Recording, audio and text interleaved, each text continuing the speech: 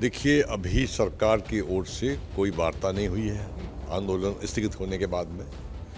और जो 5 पॉइंट पर सरकार से सहमति बनी थी, जिस पे सरकार ने लिख के दिया था, उस पे भी जो काम होना था वो अभी तक नहीं हुआ है। प्रधानमंत्री जी ने खुद स्वयं घोषणा की थी, अभी तक वो कमेटी बनाने की दिशा में कोई काम सरकार के द्वारा नहीं किया गया है। तो अन्य राज्यों में केस वापस नहीं हुए हैं, जो कि सरकार ने ये वचन दिया था लिख के कि तत्काल प्रभाव से हम केस वापस के निर्देश देंगे।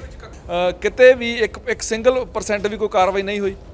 हाँ, यूपी में भी कोई कार्रवाई नहीं हुई है, अन्य राज्यों में भी कोई कार्रवाई नहीं हुई है। पंजाब में जो हमारे पास समाचार आया है कि केस प्रोसेस चल रही है, काफ़ी कुछ केस वापस भी हुए हैं। हरियाणा में मुआवजा अभी तक सरकार के द्वारा दिया नहीं गया है, पर हरियाणा में एक अकेला ऐसा राज्य है देश का, हर जगह हमको 50 साल हो गए हैं किसानों के बीच में काम करते। जब भी इस प्रकार की क्षतिपूर्ति होती है, सरकार अपने खजाने से चेक देती है। हरियाणा गवर्नमेंट कहती है हम कैश देंगे, चेक नहीं देंगे। तो ये कैश कहाँ से देंगे, ये बड़ा प्रश्न है। कि सरकार दे नाल कोई किसी एक पॉइंट ते भी गलबात हुई। किसी भी पॉइंट पर सरकार से कोई भी संवाद नहीं है 9 तारीख के बाद। ਇਹਦੇ ਨਾਲ ਇੱਕ ਜਿਹੜਾ ਕਿ ਪੰਜਾਬ 'ਚ ਤੁਹਾਡੇ ਜੋ ਕੁਝ ਜਥੇਬੰਦੀਆਂ ਨੇ ਪੰਜਾਬ ਦੀਆਂ ਉਹ ਇਲੈਕਸ਼ਨ ਲੜਨ ਲੱਗ ਪਈਆਂ ਨੇ, ਤੁਹਾਨੂੰ ਕੀ ਲੱਗਦਾ ਵੀ ਉਹਨਾਂ ਦੀ ਜਿਹੜੀ ਸਿਆਸੀ ਇਹ ਚੋਣ ਕੀਤੀ ਗਈ ਹੈ ਉਹ ਇਸ ਮੋਰਚੇ ਨੂੰ ਕਿੰਨਾ ਕੁ ਪ੍ਰਭਾਵਿਤ ਕਰੇਗੀ ਹੁਣ? पर इसमें नॉन पॉलिटिकल और पॉलिटिकल के बीच में हमको यहाँ दिक्कत आ रही है। उस पर भी हम निर्णय करेंगे कि जो लोग इलेक्शन लड़ रहे हैं उनके साथ क्या किया जाए। ਸਤਿ ਸ਼੍ਰੀ ਅਕਾਲ, ਤੁਸੀਂ ਦੇਖ ਰਹੇ ਹੋ ਰੋਜ਼ਾਨਾ ਸਪੋਕਸਮੈਨ ਟੀਵੀ। ਮੈਂ ਸੁਰਖਾਲ। ਦੋਸਤੋ, 11 ਦਸੰਬਰ ਨੂੰ ਮੋਰਚਾ ਬੇਸ਼ੱਕ ਦਿੱਲੀ ਦੇ ਬਾਰਡਰਾਂ ਤੋਂ ਮੁਲਤਵੀ ਕਰਕੇ ਆਪਣੇ ਘਰਾਂ ਨੂੰ ਕਿਸਾਨ ਚਲੇ ਜਾਂਦੇ ਨੇ, ਲੇਕਿਨ ਇੱਕ 5 ਮੈਂਬਰੀ ਕਮੇਟੀ ਸਥਾਪਿਤ ਕੀਤੀ ਜਾਂਦੀ ਹੈ ਜੋ ਕਿ ਸਰਕਾਰ ਦੇ ਨਾਲ ਜੋ ਮੰਗਾਂ ਹਜੇ ਬਾਕੀ ਰਹਿ ਗਈਆਂ ਨੇ ਉਹਨੂੰ ਲੈ ਕੇ ਕਿਤੇ ਨਾ ਕਿਤੇ ਆਪਣਾ ਅਗਲੀ ਰਣਨੀਤੀ ਤੈਅ ਕਰਨਗੀਆਂ। ਤੇ ਖਾਸ ਤੌਰ ਤੇ ਜੇ ਸਰਕਾਰ ਨਾਲ ਗੱਲਬਾਤ ਹੁੰਦੀ ਹੈ ਤਾਂ ਉਸ ਰਾਬਤੇ ਨੂੰ ਕਿਸ ਤਰੀਕੇ ਦੇ ਨਾਲ ਜਾਂ ਜਿਹੜੇ ਐਲਾਨ ਕੀਤੇ ਗਏ ਨੇ ਉਸ ਰਾਬਤੇ ਵਿੱਚ ਰਹਿ ਕੇ ਕਿਸ ਤਰੀਕੇ ਦੇ ਨਾਲ ਜਿਹੜਾ ਅਮਲੀ ਜਾਮਾ ਪਹਿਨਾਉਣਾ ਉਹਦੇ ਲਈ ਉਹ ਸਾਰਾ ਕੰਮ ਕਰੇਗੀ। ਮੇਰੇ ਨਾਲ ਉਸੇ ਕਮੇਟੀ ਦੇ ਮੈਂਬਰ ਸ਼ਿਵ ਕੁਮਾਰ ਕੱਕਾ ਜੀ ਨੇ। ਕੱਕਾ ਜੀ, 5 ਮੈਂਬਰੀ ਕਮੇਟੀ ਬਣਾਈ ਗਈ ਸੀ, ਤੁਹਾਡੀਆਂ MSP ਦੀ ਮੰਗਾਂ ਰਹਿ ਗਈਆਂ ਜਾਂ ਲਖੀਮਪੁਰ ਖੀਰੀ ਦੀਆਂ ਮੰਗਾਂ ਰਹਿ ਗਈਆਂ, ਹੋਰ ਮੁਆਵਜ਼ੇ ਦੀ ਗੱਲ ਹੋ ਜਾਂਦੀ ਆ, ਉਹਨੂੰ ਲੈ ਕੇ ਸਰਕਾਰ ਨਾਲ ਇਸ 1 ਮਹੀਨੇ ਦੌਰਾਨ ਕੋਈ ਗੱਲਬਾत हुई है? देखिए, अभी सरकार की ओर से कोई वार्ता नहीं हुई है आंदोलन स्थगित होने के बाद में। और जो 5 पॉइंट पर सरकार से सहमति बनी थी, जिस पे सरकार ने लिख के दिया था, उस पे भी जो काम होना था वो अभी तक नहीं हुआ है। MSP पर गारंटी की कमेटी बनाने के लिए प्रधानमंत्री जी ने खुद स्वयं घोषणा की थी, अभी तक वो कमेटी बनाने की दिशा में कोई काम सरकार के द्वारा नहीं किया गया है। रहा सवाल मुकदमे वापसी का, तो भारत के अन्य राज्यों में अकेले मध्य प्रदेश में 9,500 केसेस हैं।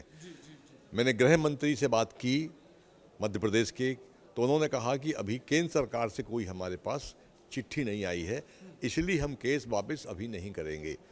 तो अन्य राज्यों में केस वापस नहीं हुए हैं, जो कि सरकार ने ये वचन दिया था लिख के कि तत्काल प्रभाव से हम केस वापस के निर्देश देंगे। ਕੱਕਾ ਸਾਹਿਬ, ਇਸ ਤਰ੍ਹਾਂ ਦਾ ਦੇਖਣ ਨੂੰ ਮਿਲਿਆ ਕਿਸਾਨਾਂ ਤੇ ਹੋਰ ਮਾਮਲੇ ਦਰਜ ਕੀਤੇ ਜਾ ਰਹੇ ਨੇ, ਕਿਸਾਨਾਂ ਨੂੰ ਗ੍ਰਿਫਤ ਵਿੱਚ ਲਿਆ ਜਾ ਰਿਹਾ ਆ, ਇਸ ਤਰੀਕੇ ਨਾਲ ਕੋਈ ਕਾਰਵਾਈ ਕਿਤੇ ਵੀ ਇੱਕ ਸਿੰਗਲ % ਵੀ ਕੋਈ ਕਾਰਵਾਈ ਨਹੀਂ ਹੋਈ। हाँ, यूपी में भी कोई कार्रवाई नहीं हुई है, अन्य राज्यों में भी कोई कार्रवाई नहीं हुई है।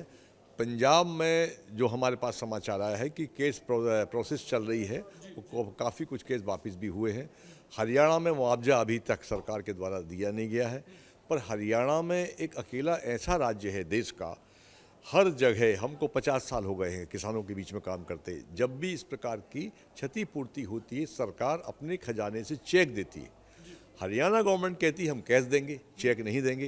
तो ये कैश कहाँ से देंगे, ये बड़ा प्रश्न है। हमारे किसानों ने कहा है कि हमको कैश नहीं, चेक चाहिए, और हमको राशि 5 लाख से अधिक चाहिए, क्योंकि आप जॉब नहीं दे रहे हैं। पंजाब सरकार जॉब भी दे रही है और कैश भी दे रही है। तो अभी जो 5 बिंदु थे, उन पर सरकार ने कोई ठोस कार्रवाई नहीं की है। उसका आज वैल्यूएशन करेंगे हम लोग बैठ के, और ऐसा योजना बना रहे हैं कि हम कोई विश्वासघात दिवस मनाने के लिए कोई तारीख तय करेंगे आज बैठक में। आगामी रणनीति हमारी क्या हो, ਉਹ ਤਾਰੀਖ ਕਿਹੜੀ ਹੋ ਸਕਦੀ ਹੈ? ਪੰਜਾਬ 'ਚ यूपी ਜਿਸ ਤਰੀਕੇ ਨਾਲ 5 ਸੂਬਿਆਂ 'ਚ ਇਲੈਕਸ਼ਨ ਨੇ, ਕੀ ਉਹ ਇਲੈਕਸ਼ਨਾਂ ਤੋਂ ਬਾਅਦ ਕੋਈ ਤਾਰੀਖ ਮਿੱਥੀ ਜਾਊਗੀ? देखिए अभी तारीख तय करेंगे, पर जो भी तारीख तय होगी वो इलेक्शन के पहले होगी। और अभी जनवरी का भी महीने में हो सकती है, फरवरी के फर्स्ट वीक में भी हो सकती है, क्योंकि इलेक्शन के बाद बहुत लंबा समय हो जाएगा और 1 महीना हो चुका है। सरकार को विचार करना चाहिए कि सरकार ने जो लिखित वादा किया था उसकी ओर सरकार ठीक से बढ़ नहीं पाई है। ਤੁਸੀਂ 1 ਮਹੀਨੇ ਦੌਰਾਨ 1 ਮਹੀਨੇ ਤੋਂ 4-5 ਦਿਨ ਉੱਪਰ ਹੋ ਗਿਆ ਕਿ ਸਰਕਾਰ ਨਾਲ ਤੁਸੀਂ ਗੱਲਬਾਤ ਕਰਨ ਦੀ ਕੋਸ਼ਿਸ਼ ਕੀਤੀ ਕਿ ਜਿਹੜੀਆਂ ਤੁਸੀਂ 5 ਨੁਕਾਤੀ ਮਾਮਲੇ ਸੀ ਜਾਂ 5 ਗੱਲਾਂ ਸੀ ਪੁਆਇੰਟ ਸੀ ਕਿ ਸਰਕਾਰ ਦੇ ਨਾਲ ਕੋਈ ਕਿਸੇ ਇੱਕ ਪੁਆਇੰਟ ਤੇ ਵੀ ਗੱਲਬਾਤ ਹੋਈ? किसी भी पॉइंट पर सरकार से कोई भी संवाद नहीं है। 9 तारीख के बाद 9 तारीख को ड्राफ्ट आया था उनका, उसके बाद आज तक सरकार की ओर से कोई पहल नहीं की गई है।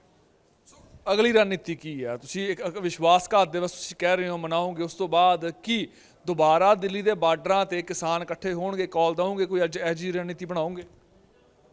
देखिए, आज ये सब बैठक में तय करेंगे कि सरकार ने वादा खिलाफी की है तो हमें क्या करना चाहिए। ਸਰਕਾਰ ਨੂੰ ਹੋਰ ਟਾਈਮ ਦੇਣਾ ਚਾਹੀਦਾ। सरकार को एक रिमाइंडर दे सकते हैं, ज़्यादा से ज़्यादा होगा तो 5-7 दिन का, तो रिमाइंडर देने पर भी विचार हो सकता है इस मीटिंग में, और उसके बाद में फिर रणनीति बनाएंगे, कार्य योजना तय करेंगे। ਜਿਸ ਤਰੀਕੇ ਦੇ ਨਾਲ ਇੱਕ ਜਿਹੜਾ ਕਿ ਪੰਜਾਬ 'ਚ ਤੁਹਾਡੇ 'ਚ ਕੁਝ ਜਥੇਬੰਦੀਆਂ ਨੇ ਪੰਜਾਬ ਦੀਆਂ, ਉਹ ਇਲੈਕਸ਼ਨ ਲੜਨ ਲੱਗ ਪਈਆਂ ਨੇ, ਤੁਹਾਨੂੰ ਕੀ ਲੱਗਦਾ ਵੀ ਉਹਨਾਂ ਦੀ ਜਿਹੜੀ ਸਿਆਸੀ ਇਹ ਚੋਣ ਕੀਤੀ ਗਈ ਹੈ ਉਹ ਇਸ ਮੋਰਚੇ ਨੂੰ ਕਿੰਨਾ ਕੁ ਪ੍ਰਭਾਵਿਤ ਕਰੇਗੀ? ਹੁਣ इस मोर्चे को काफ़ी प्रभावित करेगा। मोर्चा आहत होगा।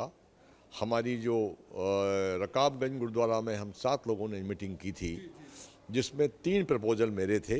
एक नाम को लेकर कि इसका नाम संयुक्त किसान मोर्चा रहेगा, दूसरा मेरा प्रपोजल था कि हम नॉन पॉलिटिकल रहेंगे, तीसरा था हम गांधीवादी रास्ते पर आंदोलन करेंगे।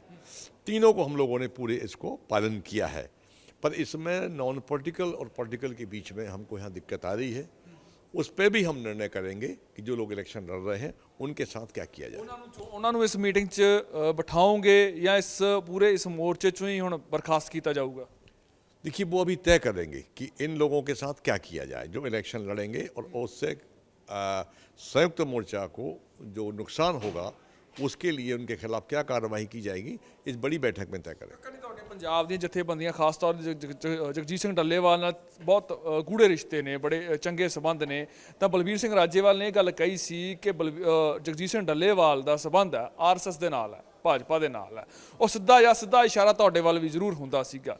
ਕਿਸ ਤਰ੍ਹਾਂ ਦੇ ਸਬੰਧ ਨੇ? देखिए, इस प्रकार के आरोप पहले से लगते आए हैं, कोई नया आरोप नहीं है, और मैं पंजाब के चैनलों पे बात कह चुका हूँ। ये पूरी तरीके से बेबुनियाद है, झूठा प्रचार है, एक दूसरे को डैमेज करने का ये खोखला षड्यंत्र है। इसका कोई बुनियाद नहीं है।